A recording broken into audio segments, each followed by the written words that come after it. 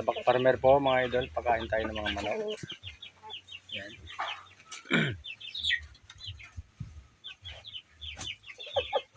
Isang kulungan lang sila dito sa poultry mga idol para hindi sila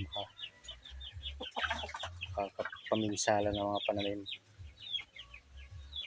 Yung iba nandun sa kulungan. Ayaw nila lumabas.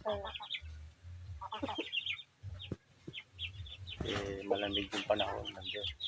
Nagtatago sila dun sa loob. Yun.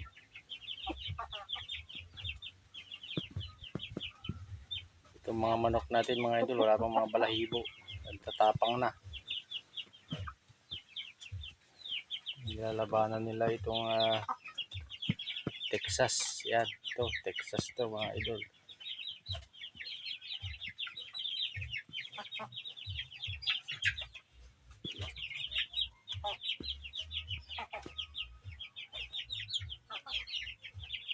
White pit.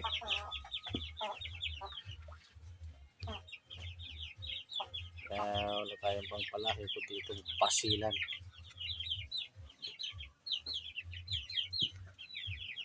Yun, ginom.